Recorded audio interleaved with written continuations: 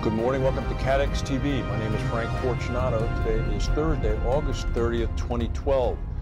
We're just getting this news. Insurance Insider is reporting that Bermudian reinsurer Validus Re has reached an agreement to buy Flagstone Re in a cash and share deal that values Flagstone at about 3/4 of its book value. So that would make it approximately a $323 million acquisition.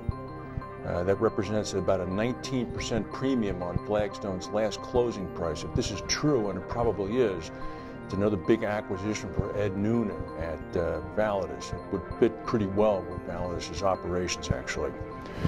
Now to the United States. Isaac, really, although it was nowhere near as strong as it could have been, certainly not in the Katrina League, it did cause a pretty big impact, mainly because of three things. First of all, its size was about 325 miles in circumference. Secondly, its speed. It really is a slow-moving weather system, so it dumps a lot of rain as it goes along because it doesn't move quickly. And thirdly, it actually made two separate landfalls down in Louisiana. They were 7 hours apart, so as a result, because it veered around a little bit like a pinball, it came over the land twice and didn't have an opportunity to weaken. The flood control system in New Orleans held up very well. For the first time, the 2-mile-long floodgate at Lake Bourne, which is 26 feet high, was closed. This is part of the $14 billion flood improvement project built by the Army Corps of Engineers in the 7 years since Hurricane Katrina. As the storm continues to move north, it's expected to dump as much as 4 inches of rain an hour. And as I said, it's only moving at about 8 or 9 miles per hour, so this will be good news for drought-stricken farm states to the north of Louisiana. EquiCat is saying that Isaac is going to cause up to about $1.5 billion in insured losses, and it's likely to trigger reinsurance recoveries for Louisiana Citizens Property Insurance. That's the insurer of last resort for Louisiana, for more than $21 billion in total exposure, mainly in coastal parishes. Citizens' $125 million in reinsurance cover is triggered when its losses top $75 million, so it probably will trigger that cover.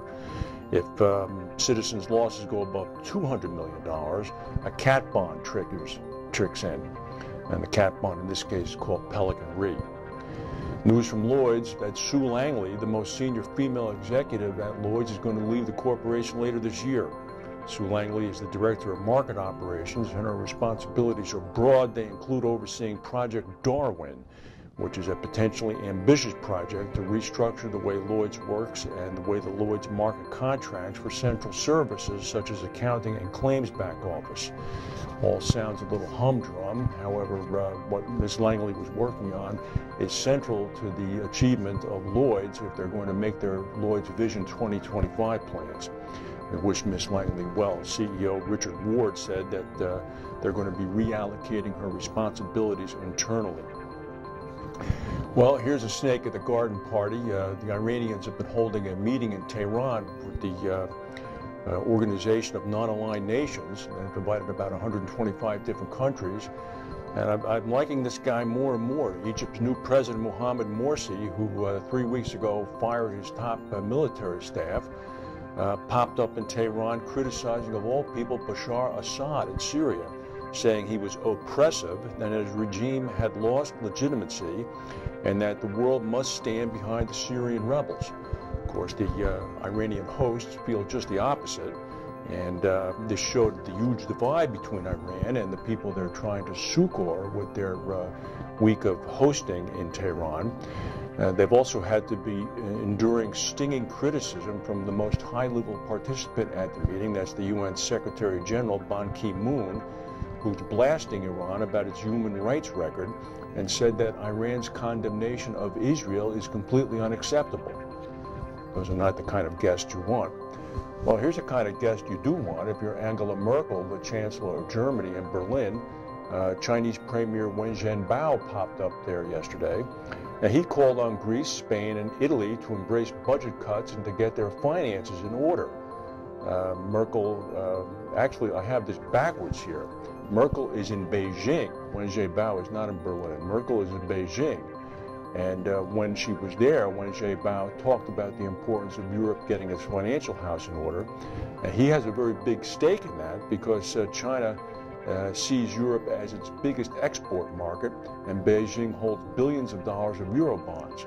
We all know that goods are piling up in Chinese ports and warehouses because they have no buyers and can't export them. Mr. Jiabao said, frankly, I am very worried about the European debt crisis. Ms. Merkel said that before the visit, they had done some work, the government had, in order to make sure that Beijing was reassured that Europe is a good investment. What better way to do that than to take care of the people at home? Airbus committed to invest $1.6 billion in an aircraft assembly plant that's going to open in Tianjin. That's Mr. Wen Jiabao's hometown. Volkswagen also agreed to invest $219 million in a production facility, which is also in Wen Jiabao's hometown, Tianjin. I'll tell you, it's barely masked something. I'm not going to say what it is. In Gujarat this morning, 9 Indian Air Force personnel were killed when 2 Russian-made helicopters collided shortly after takeoff. They were Mi-17 helicopters. In the United States, Citigroup has agreed to pay a $590 million settlement fee to end a lawsuit by shareholders claiming that the company hid billions of dollars in toxic mortgage assets. They're not admitting any guilt. You can be sure that they don't pay out $590 billion cavalierly.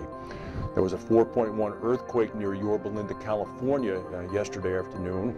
Didn't cause any damage or injuries, but it was big enough to get our attention. And in Los Angeles yesterday, a 101-year-old driver apparently had some difficulties as he was backing out of a shopping center.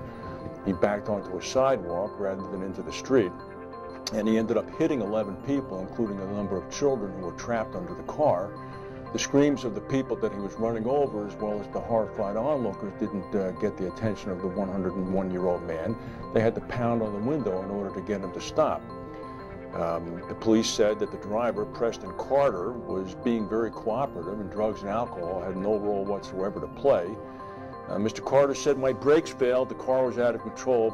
When he was asked about hitting the children, he said, you know, I'm sorry about that. I wouldn't do that for anything on earth. My sympathies to them.